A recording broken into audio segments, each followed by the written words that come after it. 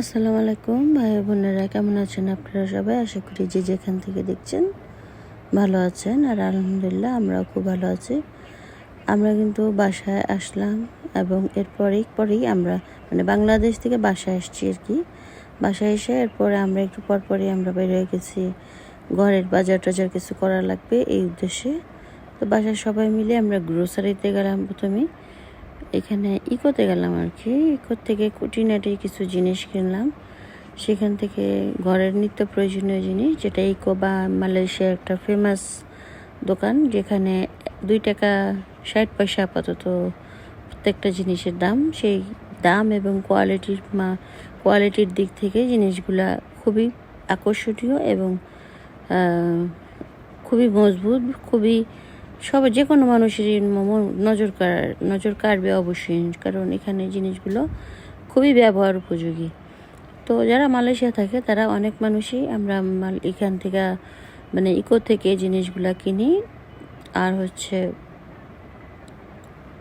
আর DIY আছে, যেখান থেকে আমরা অন্য কিছু কিনি। এরপরে আমরা কাছাকাছিতে চলে আসছি আর রশিদ রেস্টুরেন্টে। এখানে মালাই খাবারই বেশি পাওয়া যায়। এছাড়া খাবারগুলো টেস্টি, খুব ভালো লাগছে। করলা ফ্রাইটা চাকচাক করে ফ্রাই করে ওরা বানায়, খুব টেস্টি হয়। আর নিয়ে কিছু কিছু অর্ডার করে নাই, আমরা বাকিরা সবাই খাচ্ছিলাম। সেও মাঝে মাঝে সবার থেকে নিয়ে খাচ্ছিল। আর আমাদের খাওয়া দাওয়া শেষ করে আমরা শপিং করলাম, যেগুলো করলাম। আরও কিছু বাকি আছে, যে জন্য আমরা চলে আসছি আবার আরেকটা তো শপিং মলে। সেখানে এগুলো মালাইটা খাবার খুব একটা টেস্টি, বাংলাদেশি কার কেমন ভালো লাগে আসলে আমি ঠিক জানি না। এই দোকানটা কিন্তু আমাদের বিল্ডিংয়েরই নিচে। তো এখানে আমরা ফল টল টুকিটাকি জিনিস কিনি, যেগুলা খুবই ভালো মানের পাওয়া যায়। ফল, বিভিন্ন মশলা, ফল, কাঁচামরিচ, একেবারে খুব প্রয়োজনীয় জিনিসগুলো বেশ ভালোই পাওয়া যায়। তারপরে আমরা এখান থেকে নিয়ে নিলাম জিনিসপত্র, সব নিলাম। আর আমরা কিন্তু ইকো থেকেই নিয়েছিলাম ঝাড়ুটাও, ঘর ঝাড়ু যেটা। তারপর এখান থেকে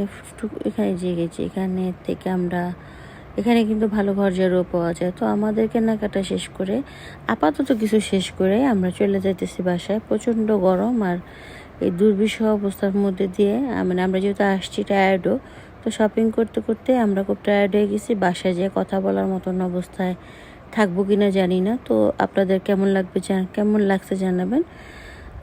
অবশ্যই চ্যানেলটাকে সাবস্ক্রাইব করে দিয়ে পাশে থাকার বেলটাতে ক্লিক করে দিয়ে আপনাদের মূল্যবান মতামত জানাবেন।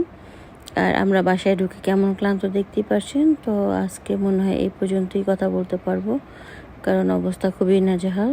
তো আজকে এই পর্যন্তই। আমরা ঘরে ঢুকে গেলাম আর বাজার দেখানোর সুযোগ পেলাম না। আল্লাহ হাফেজ।